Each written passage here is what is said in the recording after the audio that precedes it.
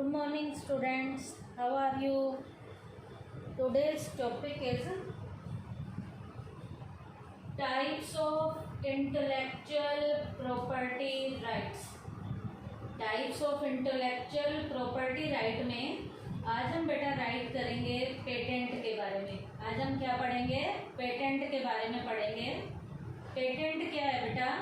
It refers to the right given to a creator as a result of his creation of a new, useful and non-obvious product or process। बेटा patent जो है एक ऐसा right है जो उसके creator को दिया जाता है। किसके रिजल्ट के कारण?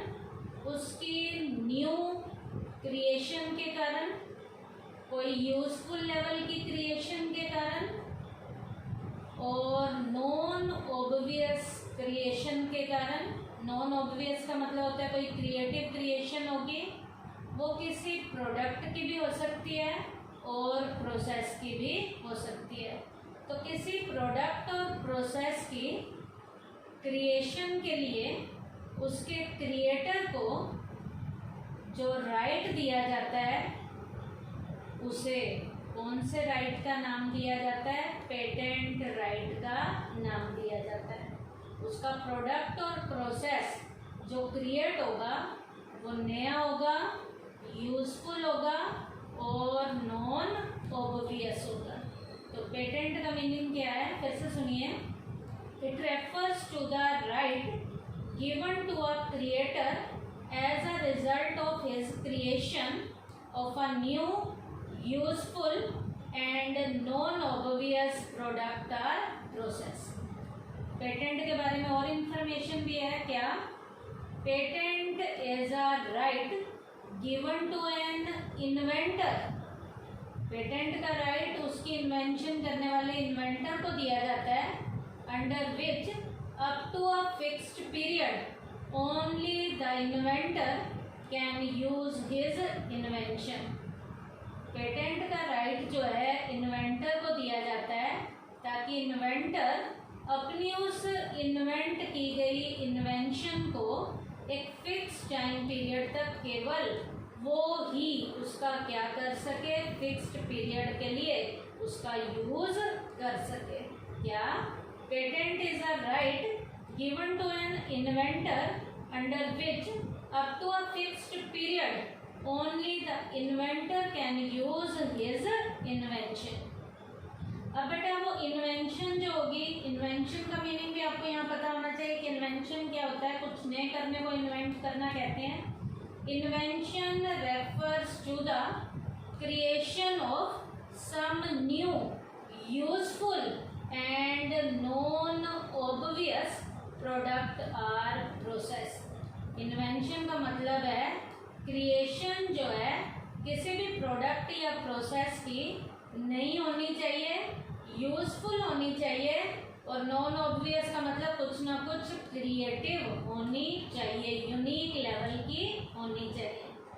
अब बेटा जो भी इन्वेंशन नहीं होगी, यूजफुल होगी या नॉन ऑब्वियस होगी, ये किसी प्रोडक्ट और प्रोसेस की होगी। अब बेटा यहाँ पर आपको प्रोसेस का मीनिंग भी पता होना चाहिए। प्रोसेस क्या है? Process refers to the method, formula या बेटा कह रहा है आइडिया एक्सेट्रा। अब बेटा प्रोसेस का मतलब है उस प्रोडक्ट को, उस प्रोडक्ट के लिए या उस थिंग के लिए प्रोडक्ट। प्रोसेस का मतलब क्या है? उस प्रोडक्ट को बनाने का मेथड हो सकता है वो प्रोसेस में, उसका कोई फार्मूला हो सकता है प्रोसेस में और उसका कोई ना कोई आइडिया हो सकता है। तो प्रोसेस का मतलब क्या है? Process refers to the method, formula, idea etcetera का मतलब इससे रिलेटेड कुछ और भी हो सकता है। In order to control the right related to the patent, patent act. अब बेटा इस राइट के ऊपर प्रॉपर तरीके से कंट्रोल करने के लिए पेटेंट का एक एक्ट बनाया गया है और वो एक्ट है आपका 1970 has been formulated in India. Patent को अच्छे से कंट्रोल करने के लिए इंडिया में पेटेंट से रिलेटेड पेटेंट का फार्मूला पेटेंट एक्ट 1970 के अकॉर्डिंग इंडिया में बनाया गया है। इसका मतलब पेटेंट एक्ट हमारा कौन सा है? 1970 का एक्ट है। अब बेटा इस एक्ट में भी टाइमली कुछ चेंज हो सकता है। In it from time to time as per requirement amendments have been made. यदि यहाँ पर इस एक्ट में टाइमली कुछ चेंज होगा, कुछ अमेंडमेंट होंगे, तो टाइम टू टाइम इस एक्ट में कुछ अमेंडमेंट्स भी किए जाते हैं। तो ये तो बेटा पेटेंट का मीनिंग था। अब बेटा अगला टॉपिक है रिक्वायरमेंट और conditions of patent ability. Patent करवाने के लिए क्या कंडीशंस होती हैं, क्या रिक्वायरमेंट होंगी? इसके रिक्वायरमेंट और कंडीशन में फर्स्ट रिक्वायरमेंट है patent able subject matter. Patent able subject matter, subject matter जो है पेटेंट के अकॉर्डिंग होना चाहिए। इसका मतलब the invention should be with in the orbit of patentable subject matter. अब बेटा पेटेंट करवाए जाने वाले के सब्जेक्ट मैटर के अकॉर्डिंग उसके ऑर्बिट के अंदर ही उसका सब्जेक्ट मैटर होना चाहिए, जो किसके द्वारा डिसाइड किया जाएगा? डिसाइडेड बाय पेटेंट एक्ट कौन सा? 1970। इसका मतलब पेटेंट एक्ट 1970 के अकॉर्डिंग पेटेंट जिस चीज का भी करा रहे हैं उसका सब्जेक्ट मैटर इस एक्ट के ऑर्बिट के अकॉर्डिंग होना चाहिए। सेकंड इसकी रिक्वायरमेंट है इंडस्ट्रियल यूटिलिटी। अब यहाँ पर मैंने नीचे लिखा है प्रैक्टिकली यूसेबल। इसका मतलब क्या है? Invention should be practically usable in the related industry. जिस चीज का भी आप पेटेंट करवाने जा रहे हो वो रिलेटेड इंडस्ट्री के लिए प्रैक्टिकल लेवल के लिए यूजफुल भी होना चाहिए, तो उसकी इंडस्ट्रियल यूटिलिटी होनी चाहिए। फिर से सुन लीजिए इंडस्ट्रियल यूटिलिटी का यहाँ मीनिंग क्या है? The invention should be practically usable in the related industry. उसके बाद बेटा थर्ड पॉइंट है आपका नोवेलिटी का है। नोवेलिटी का मीनिंग क्या होता है बेटा? Invention should be quite new. Invention जो है कुछ क्या होनी चाहिए? नई होनी चाहिए। नोवेलिटी का मीनिंग फिर से सुन लीजिए, invention should be quite new. तो नोवेलिटी के नीचे मैंने लिखा हुआ है क्वाइट न्यू। और फोर्थ पॉइंट इसकी रिक्वायरमेंट क्या है? Non obvious. नॉन ऑब्वियस के नीचे मैंने लिखा हुआ है ह्यूमन इंजेन्युइटी एंड क्रिएटिविटी। इसका मतलब नॉन ऑब्वियस का मतलब क्या है? Invention should show the human ingenuity and creativity. एक इंसान की इंजेन्युइन लेवल की होनी चाहिए, क्रिएटिविटी के ऊपर बेस्ड होनी चाहिए। एक ह्यूमन बीइंग के द्वारा वो जो है इन्वेंशन होनी चाहिए उसकी क्रिएटिव स्किल के ऊपर। तो इसका मतलब है नॉन ऑब्वियस। तो पेटेंट एबिलिटी के लिए जो कंडीशन थी इसकी रिक्वायरमेंट में 4 पॉइंट हैं। क्या क्या? पहला patentable subject matter, second industrial utility, third novelty, fourth है हमारा नॉन ऑब्वियस। उसके बाद नेक्स्ट टॉपिक है ड्यूरेशन ऑफ पेटेंट। पेटेंट के लिए ड्यूरेशन क्या होगा? The main features related to the duration of patent are the following. Number 1, in India all the patents are recognised for 20 years. India में बेटा patent जो है कितने टाइम पीरियड के लिए होता है?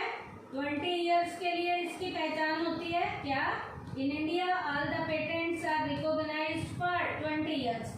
20 साल के लिए रिकॉग्नाइज किए जाते हैं। Second, the period of the patent begins with the effect of the date of submission of the application of patent. बेटा इसकी डेट जो है पेटेंट के पीरियड जो है कब से शुरू हो जाता है? जब से बेटा पेटेंट की एप्लीकेशन का फॉर्म हमारा सबमिट हो जाता है उसी टाइम पीरियड से पेटेंट का पीरियड जो है वो शुरू हो जाता है। क्या?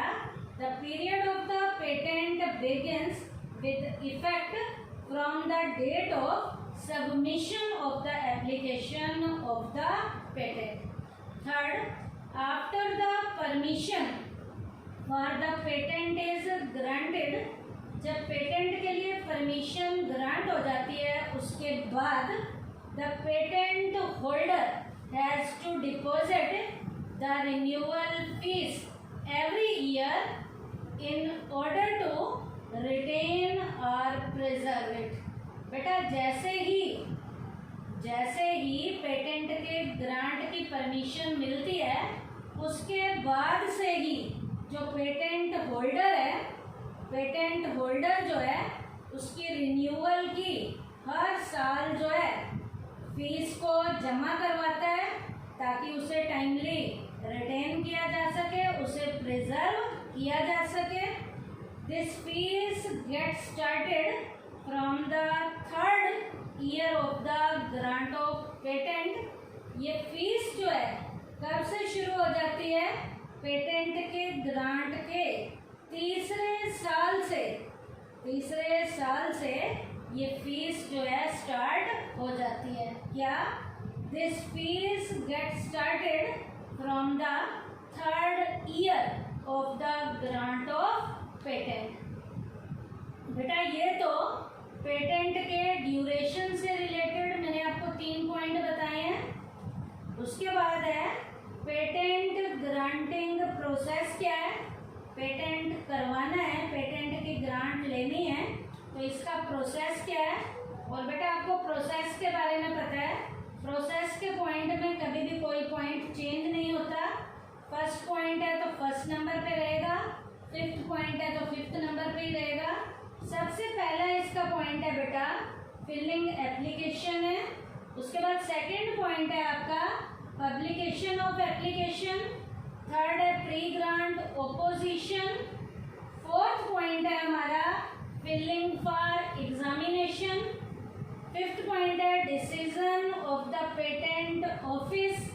उसके बाद है sixth point publication of grant और लास्ट पॉइंट है हमारा पोस्ट ग्रांट ओपोजिशन। अब बेटा एक एक पॉइंट को हम चलेंगे, करना शुरू करेंगे। सबसे पहला फिलिंग एप्लीकेशन है, एप्लीकेशन फॉर्म फिल करेंगे, कोई उससे रिलेटेड फीस है तो वो जमा कराएंगे। First of all the filling of application by the applicant with complete details of the invention in the patent office for patent registration। Patent के रजिस्ट्रेशन के लिए पेटेंट के ऑफिस में जाकर एप्लीकेशन फॉर्म को सबसे पहले हमने फिल करना है। Along with the application, the prescribed or fixed fees has also to be deposited। उसका फॉर्म फिल करने के बाद एप्लीकेशन फॉर्म को जमा कराने के साथ उसकी कोई रिलेटेड फीस है तो वो फीस भी वहाँ पर जाकर क्या करनी है? जमा करानी है, डिपॉजिट करवानी है। सेकंड पॉइंट है पब्लिकेशन ऑफ एप्लीकेशन। अब एप्लीकेशन को पब्लिश करना है ऑफिशियल जर्नल में 18 months after the filling of the application. Application के भरे जाने के 18 महीने के बाद the patent application is published in the official journal. Application form के भरे जाने के 18 महीने के बाद इसका जो पब्लिकेशन है वो इसके ऑफिशियल जर्नल में कराया जाएगा। इसके ऑफिशियल जर्नल में जाकर इसका क्या करवाया जाएगा? पब्लिकेशन कराया जाएगा। उसके बाद है प्री ग्रांट ओपोजिशन। अब किसी को इसके ऊपर कोई आलोचना है तो ओपोजिशन वाले भी कोई एप्लीकेशन फाइल करना चाहते हैं तो कर सकते हैं ताकि ग्रांट देने से पहले कोई विवाद वगैरह है तो उसे खत्म किया जा सके, उसे निपटाया जा सके। The purpose of publication of application is to provide an opportunity to other parties with legitimate reason to oppose the grant of patent. अब बेटा ये प्री ग्रांट ओपोजिशन इसलिए होती है क्योंकि पब्लिकेशन करवाने के बाद ऑफिशियल जर्नल में यदि ये अपॉर्चुनिटी हमने लेनी है, यदि किसी को इसके ऊपर कोई मतभेद है तो अपोज करना चाहता है तो अपोज कर सकता है। For this purpose no fee is taken. इस पर्पस के लिए कोई भी फीस नहीं ली जाएगी। क्या? The purpose of publication of application is to provide an opportunity to the other parties with legitimate reason to oppose the grant of patent. For this purpose no fee is taken. उसके बाद है next point, decision जो है ये बाद में लेंगे। पहले जो है हमने यहाँ पर क्या करना है, अगला पॉइंट हमने पढ़ना है वो है filling for examination. Filling from examination in case there is no opposition. Opposition थी तो यहीं रोक देंगे। यदि कोई ऑपोजिशन नहीं है तो अगले स्टेप पे आएंगे।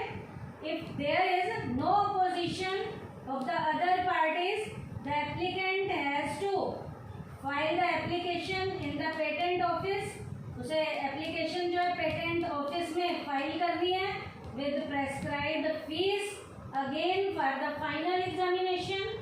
अब यहाँ तक के एग्जामिनेशन हो चुके हैं, आगे के एग्जामिनेशन की यहाँ पर फीस जो है वो भरनी पड़ेगी ताकि आगे का प्रॉपर एग्जामिनेशन किया जा सके। क्योंकि यहाँ तक कोई भी विवाद नहीं है, आगे की फॉर्मेलिटीज करनी है। अब आगे की फॉर्मेलिटीज यहाँ करने के लिए जो फीस है वो फीस भरनी पड़ेगी और आगे की फॉर्मेलिटीज जो है यहाँ से स्टार्ट हो जाएंगी। उसके बाद है decision of the patent office. Patent office में जो डिसीजन वगैरह लेना है पेटेंट के लिए वो लिया जाएगा। After the complete examination the patent officer can accept it और रिजेक्ट द पेटेंट एप्लीकेशन। यहाँ तक कि जब सारी फॉर्मेलिटीज जो है कंप्लीट हो जाएंगी और पेटेंट ऑफिसर को लगेगा कि सब कुछ फिट फाइन है तो वो इसे जो है अप्रूवल दे देगा, एक्सेप्ट कर लेगा। और यदि उसे लगता है कि कोई फॉर्मेलिटी अभी आगे अधूरी है तो वो उसको यहाँ पर रिजेक्ट कर देगा। If the examining officer raises any objection to the application the applicant has to reply to the objection within 12 months. अब यहाँ पर कोई ऑब्जेक्शन है तो वो ऑफिसर जो है उस एप्लीकेंट को उस ऑब्जेक्शन को ठीक करने के लिए 12 महीने का क्या देगा, टाइम देगा। यदि नहीं है कोई भी ऑब्जेक्शन, सब कुछ ठीक ठाक है, तो इसके जो है वो ऑफिसर जो है इसे क्या कर लेगा, एक्सेप्ट कर लेगा ताकि पेटेंट की ग्रांट जो है यहाँ पर दी जा सके, उसका डिसीजन लिया जा सके। उसके बाद है publication of grant when the patent registration is accepted. अब यदि पेटेंट का रजिस्ट्रेशन यहाँ पर एक्सेप्ट कर लिया गया है, it is published in the official journal. इसे जो है ऑफिशियल जर्नल में पब्लिश किया जाएगा। पेटेंट का ऑफिसर जब इसे एक्सेप्ट कर लेता है तो इसे ऑफिशियल जर्नल में क्या किया जाता है, पब्लिश किया जाता है। अब लास्ट पॉइंट है इसका पोस्ट ग्रांट ऑपोजिशन। एक्सेप्ट करने के बाद भी यदि कोई अपोज कर रहा है तो अपोज कर सकता है। Even after the grant of the permission for the patent the third party can get it's opposition registered. यहाँ पर यदि एक्सेप्ट कर लिया गया है और उसे ऑफिशियल जर्नल में भी पब्लिश कर दिया गया, इसके बाद भी किसी को कोई विवाद होता है, कोई डाउट है, तो यहाँ पर अपोज कर सकता है। To do this the opposite party has to submit its application with facts in the patent office. यहाँ उस ऑपोजिशन वाली पार्टी को फैक्ट के साथ ऑफिस में जो भी हैं वो डॉक्यूमेंट वगैरह ऑपोजिशन से रिलेटेड यहाँ जमा कराने पड़ेंगे। तो ये आपका पोस्ट ग्रांट ऑपोजिशन था।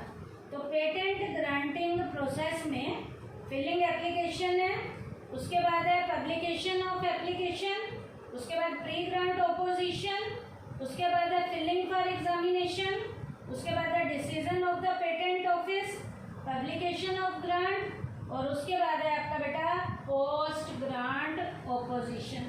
तो आज के टॉपिक में बेटा हमने इंटेलेक्चुअल प्रॉपर्टी राइट्स के टाइप में पेटेंट किया है। मैंने पेटेंट का आपको मीनिंग बताया है। पेटेंट एक्ट इंडिया में जो है वो 1970 है, इसके लिए फॉर्मुलेट किया गया है। टाइमली इसमें अमेंडमेंट्स भी होते हैं नीड के अकॉर्डिंग, रिक्वायरमेंट के अकॉर्डिंग। उसके बाद पेटेंट एबिलिटी की रिक्वायरमेंट और कंडीशन में मैंने आपको 4 पॉइंट बताए हैं। क्या थे? पेटेंटेबल सब्जेक्ट मैटर था, इंडस्ट्रियल यूटिलिटी है, नोवेलिटी है, नॉन ऑब्वियस है, उसके बाद ड्यूरेशन करवाया था पेटेंट का, और लास्ट मैंने आपको करवाया पेटेंट ग्रांटिंग प्रोसेस। तो आज के टॉपिक में हमने पढ़ा है पेटेंट। थैंक यू बेटा।